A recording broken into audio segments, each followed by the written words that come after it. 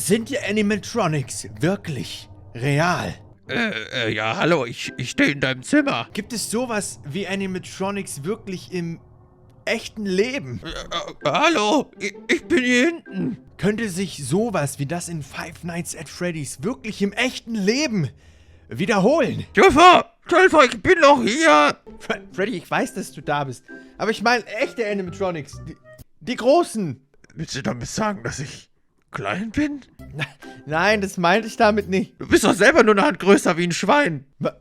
Was soll das denn jetzt heißen? Na, dass du klein bist, guck dich mal an. So klein bin ich jetzt auch nicht.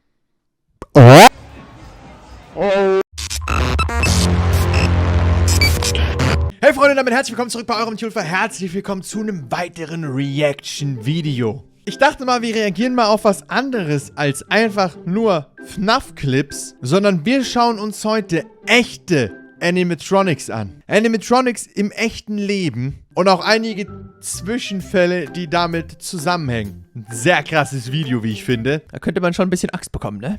Kann man sich ruhig mal in die Hose machen. Oh, jetzt habe ich den Kackstift in der Hose. Ansonsten solltet ihr natürlich nicht vergessen, es ist schon Samstag und der Release-Code im Merch-Store zählt nur noch bis Montagabend. Das heißt, ihr habt quasi nur noch 2 Tage Zeit, im Merch-Store zuzuschlagen. Aber das neue Team Tjulfar-Design ist da, haben sich schon richtig viele gegönnt. Und wie gesagt, wir haben jetzt auch Kindergrößen im Store. Kann sich jetzt also jeder, egal wie groß, egal wie alt, was im Store auf jeden Fall gönnen. Und es sollte dann auch passen. Denke ich mal.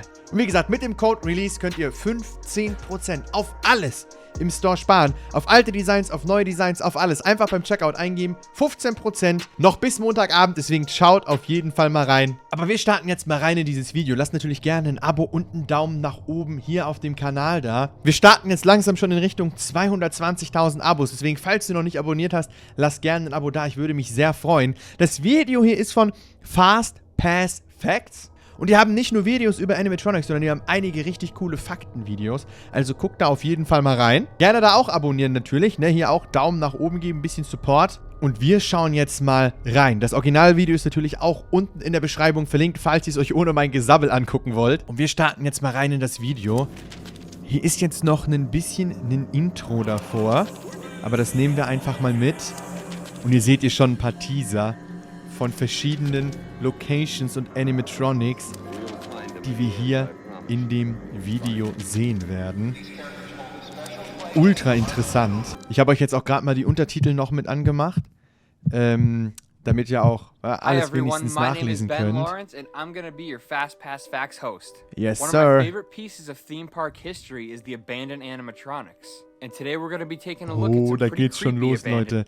Also in dem Video gehen wir jetzt quasi verschiedene Themenparks durch und die Animatronics, die es in diesen Themenparks gab und halt auch einige Stories und Geschichten darüber, was da so abgegangen ist. Richtig, richtig creepy, Leute. Funtown Mountain. Und wir starten mit Funtown Mountain. Funtown Mountain's history is so bizarre and tragic, it seems to be something straight out of a Stephen King novel. Back in 1969, Mammoth Cave was bringing a lot of tourists to Cave City, Kentucky. 1969 Taking advantage of this, Guntown Mountain opened in the same town. This theme park was themed entirely around the Wild West and offered guests live shows of gunslinging cowboys, a few rides, and many attractions. One of these attractions was actually considered by many to be one of the oldest haunted attractions in the United States. As time went on, the park decreased in popularity, and in 2013, the park was closed down. Wow, das war aber really auf einem Mountain, ne? Guntown Mountain, und es war einfach wirklich auf einem Berg oben drauf. The park remained completely abandoned for 2 years until 2015 when a man named Will Russell bought the place, renamed it to Funtown Mountain and reopened it. Funtown Here's Mountain. where the story takes a weird turn. Ah, okay, das war erst Guntown Mountain, so eine Wild West Themenpark-Sache. Dann hat es jemand in 2015 gekauft und jetzt ist es Funtown Mountain. Will wanted to restore the park, and he came up with a plan to make it happen. He wanted to raise funds with a carnival road tour through 20 states where there would be live bands, a menagerie of freakish animals, and other weird memorabilia. Unfortunately for Mr. Will Russell, everything that could go wrong went wrong. Ticket sales were not Alles ist good. schiefgelaufen. The band canceled many of their tour dates. The carnival truck lost its wheels. Everything was pure chaos. Russell lost thousands of dollars, but in spite of this disaster, he still opened the park. The park's concept was pretty interesting. Alles ist, also die haben so eine Tour geplant durch Amerika, um Geld zu bekommen für den Park. Alles ist schief gelaufen. Alles ist den Bach runtergegangen. Er hat trotzdem aufgemacht, okay? They even kept some of the abandoned areas in the park like the ride carts. It also had a souvenir shop that had unique and strange merchandise. The park also had new attractions like a neon Einfach mini Phaser golf Blast. and a renewed haunted hotel with brand new animatronics. Jetzt kommen Funtown wir Mountain also had zu the den... Mitzi, Fads, and Billy Bob animatronics from the Rockefeller explosion, and a set of the Wolfpack 5 that were restored by none other than the legendary Creative Engineering and still remain in the Creative Engineering warehouse. Ich hasse The park remained Animatronics. open for less than a year because Also, kurzer Real Talk an der Stelle. Wir spielen ja wirklich sehr viele FNAF-Games. Und ich habe ja auch meistens in den FNAF-Games keine Angst. Aber das sind Games. Da machen mir die Animatronics nicht viel aus. Und die Animatronics sind ja auch alle sehr fiktiv, sage ich mal. Aber Animatronics im Real Life, gar keine Freunde. Ich und Animatronics im Real Life, wir verstehen uns gar nicht gut. Je nachdem, wie die aufgebaut sind, sind die extrem creepy. Besonders dann, wenn diese Animatronics versuchen, real zu sein. Wisst ihr, wie ich meine? Wenn die Animatronics bauen, die aussehen sollen wie echte Tiere oder echte Lebewesen, einfach turbo-gruselig. Ne, wenn es offensichtlich ist, hey, das ist eine Animatronic von irgendeinem Fake-Charakter, das ist voll okay. Das ist nicht schlimm. Aber Animatronics, die so aussehen sollen wie echte Lebewesen und sich dann so komisch bewegen, turbo-creepy. Gerne eure Meinung dazu in die Kommentare. Wir schauen weiter. sadly, Will Russell's mental health was not stable. In one of his worst episodes, Russell started destroying and vandalizing his own theme park. In another tragic episode, Russell invited guests into the park and allowed them to take whatever they wanted from it, which resulted in chaos. The Rockefeller animatronics were abandoned in the dark and left to rot, just like the souvenir shop. Left to The rot. city officially deemed the property unfit for human occupancy and shut it down. It was bought by David Froggatt Jr. and reopened under the name Froggatt's Guntown Mountain. This new park offers guests live shows, mini golf, and the haunted hotel, among other activities. Fortunately, Will Russell recovered from these mental health problems and recently founded a non-profit to help normalize the topic of mental health called the Everything Will Be Okay Project. In the words of Will Russell, the two things that are incredibly dangerous when it comes to mental health, depression significantly, and that is losing hope and shame. Okay, sehr, sehr wichtige Message an der Stelle. Der Typ, der den Park 2015 gekauft hatte, war also, ja, dem ging's mental nicht so gut. Ihr habt's gerade gehört, er hat teilweise seinen eigenen Park zerstört und Leuten erlaubt, alles aus dem Park mitzunehmen, was sie wollten. Und dann hat er den Park weiterverkauft, dann haben da Leute irgendwelche Wild West Shows gemacht oder so. Und ja, Mental Health, sehr, sehr wichtig. Post-Hurricane at Six Flags New Orleans. Das sah aus wie eine eklige Clown-Animatronic. Back in 2001, Jazzland, a new park that paid tribute to the culture and heritage of the city, opened in New Orleans. Surprisingly, the park was not very profitable. It was bought by Six Flags and renamed Six Flags New Orleans, and many improvements and new additions came to the park, but one of the most beloved attractions from Jazzland still remained. Jocko's Mardi Gras Madness was a dark ride that tried to capture the essence of New Orleans and the legendary way in which the city celebrates Mardi Gras. During the ride, a crazy jester named Jocko orders his crew of diabolical creeps, zombies, and skeletons to disrupt Mardi Gras by stealing all the beads and golden doubloons in New Orleans, then hauling off their loot into the swamps for Jocko's private Mardi Gras parade. Riding along in custom-built ride vehicles, the visitor's assignment is to ride through the French Quarter, past the docks and erect showboat, through the city of the dead and into the swamp, braving ghouls, alligators, and werewolves to magically recapture the beads and doubloons. New Orleans jazz, strange off-key calliope music, and dozens of weird sound effects and voices, plus a few unexpected surprises, added to the spookiness of this experience. Six Flags was planning to expand the park and even add in a water park, but unfortunately an extremely sad tragedy occurred in 2005. Oh. Waves of water are already washing over parking lots in the greater New Orleans area. Some of the first signs of the approach of Hurricane Katrina. Ah, ja, der Hurricane. Hurricane Katrina hat damals den Park zerstört. Causing irreparable damage to the lives of all the inhabitants. More than 80% of the city was flooded, and Six Flags was no exception. More than 80% of the structures in the park were damaged, and the waters of Lake Pontchartrain flooded the entire park. It took over a month for the water to leave the entire park, leaving a devastating wake. The park was closed down and there was no plan to reopen it. Later in 2006, it was declared a total loss and it was officially announced that the park would not be reconstructed. This left the park completely abandoned. The Jocko animatronics survived the hurricane but remained in an awful state. Over time, the animatronics disappeared and nobody knows for sure what happened to them or where they currently are. Oh, okay. As for the park, there have been Ja, Turbo-Creepy schon wieder. Also dieser Park wurde komplett geflutet. Alles wurde zerstört. 2006 haben die entschieden, dass der Park nicht wieder geöffnet wird. Und diese Joko-Geisterbahn hat das aber überlebt. Aber war natürlich auch sehr zerstört, sehr mitgenommen. Aber mit den Jahren sind die Animatronics aus dieser Geisterbahn alle verschwunden. Aber keiner weiß wohin. Hat sich auch niemand Gedanken gemacht, ne? Wenn einfach random Animatronics verschwinden, juckt das scheinbar keinen. Damn, sieht aber übel aus, Leute. Alter. But for now, it remains completely trashed and abandoned. Einfach zerstört. Tex Critters Pizza Jamboree. Oh, klar, jetzt sind wir bei einer Pizzeria. The 1980s left us with many incredible animatronic bands, such as Rockafire Explosion, Munch Make Believe Band, and the Wolfpack 5. One of the animatronic bands that is currently making a comeback is the Tex Critters Pizza Jamboree Band. In a way to enter a new form of family entertainment, Castle Entertainment Incorporated, AVG Technologies, created an ambitious concept named Tex Critters Pizza Jamboree, an entertainment center that focused on families. The location had arcade games, TV showing the most popular channels of the time like MTV, small theaters that showed 3D movies, and of course an amazing band of animatronics. The band was designed by none other than legendary Disney Imagineers Larry Nicolai and one of my Wurde von personal Disney favorites, designed. Crumb. Alright. This band was designed to have a very classic cartoonish look. The band members' names were Skeeter, Cal, Tex, and Roxy. Each animatronic weighed about 300 pounds and were around 8 feet tall. Now these things were designed 8 feet to last. tall? 8 feet, das sind 2,60 Meter oder so. 2,70 Meter. Fast 3 Meter große Animatronics. Es ist einfach... Nee. Airplane parts to ensure that they would last as long as possible. Their face masks were glued to the inner skull and held in place with buttons. Unlike masks, such as those used by Showbiz Pizza, which were loosely slipped onto the bare mechanism, they could even be remotely controlled with joysticks, allowing the characters to look at specific things.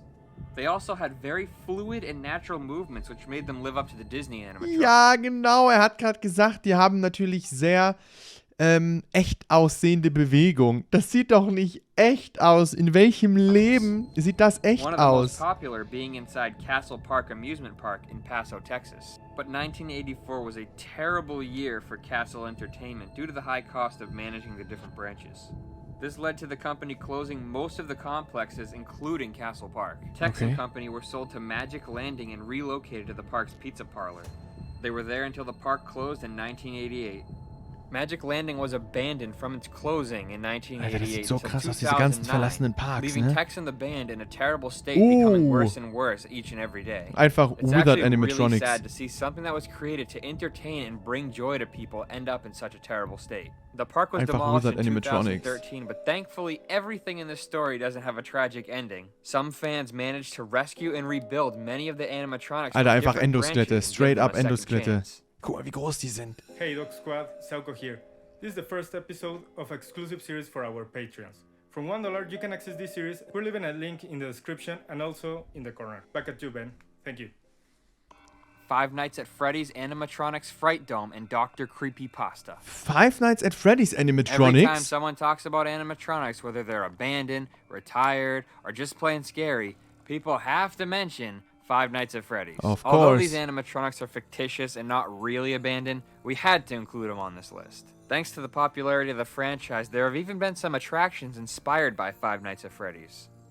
The first of these was the Fright Dome, announced on September 7th, 2016, Der Fright and Dome. opening that same month. The attraction opened at the Circus Fright Dome and was created thanks to an alliance between Scott Cawthon, creator of Five Nights at Freddy's, and Jason Egan, the creator of the Fright Dome.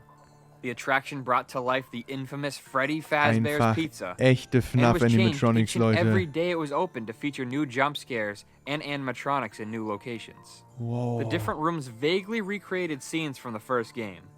When we entered the pizza place, we could see Freddy standing there seemingly deactivated with two signs. One that announced the grand reopening, and another which we could see the name of Freddy Fazbear's Pizzeria. The next room was covered by curtains, and upon entering, we could see what resembled the office or the monitoring room from the first game. Then there was a corridor that took guests to the main stage where they could see Freddy, Bonnie, and Chica. They all seemed deactivated except for Chica. She was standing upright, unlike the other two. The rest of the attraction was filled with references to the original game, right up until the exit. While the attraction didn't have any real animatronics, it definitely makes way for a future attraction that could be based on the franchise. Now that doesn't mean that there's no real animatronics based on the Five Nights at Freddy's characters. Back in 2015, Dr. Creepypasta created a monstrous life-size Freddy Fazbear animatronic. Alter. This animatronic is extremely terrifying and does great justice to the original Five Nights at Freddy's character. Puff the Dragon? Puff der Drache. Ist das irgend so eine Fantasy-Drachen-Animatronic? Wow, was war das für eine Achterbahn?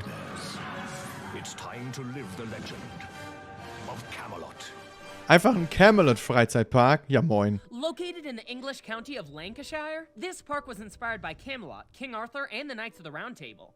It opened in 1983, and in the first years of its opening, it was one of the most visited places in the area. The park had several 1983 geöffnet. Voll alt. Oh, und hier ist der Drache. Puff the Dragon. This animatronic was one of guests' favorite things about the park. Camelot Park operated. Aber das ist jetzt zum Beispiel nicht so creepy, weil das ist ja ein Drache. Ja? Ist ja eh nicht echt, wisst ihr?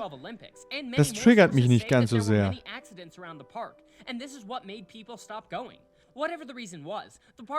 Oh, aber der Park wurde geschlossen, weil es zu viele Unfälle gab. Oh, alles zerstört. Guck mal. There are lots of mannequins that used to belong to the attractions and now can be found all around the park. Alles zerstört. Aber ultra creepy, oder? Still remain, like the Nightmare roller coaster.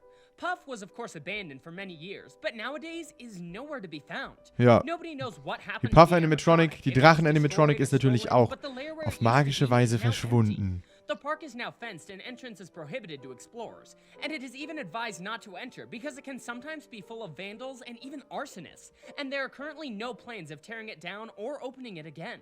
Jo, alles zerstört. Western Village. Jetzt haben wir Western Village. Ah, wieder so ein Western-Ding. Lol. Gab's so viele Western-Freizeitparks? Okay, Fort Fun gibt's ja aber auch. Ein japanischer Western-Freizeitpark? LOL.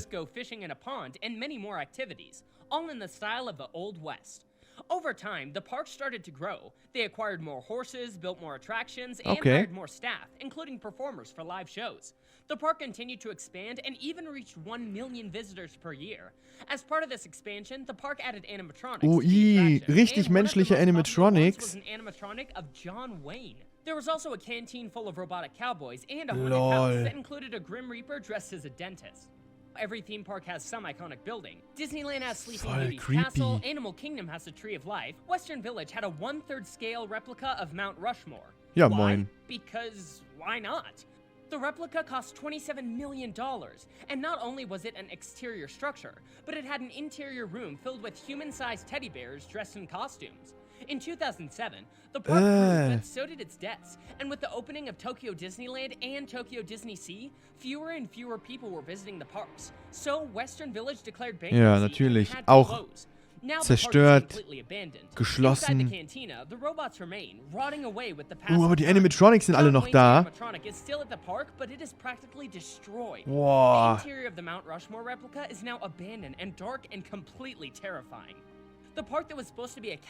Richtig creepy. Stell dir mal vor, du bist da und läufst da rum.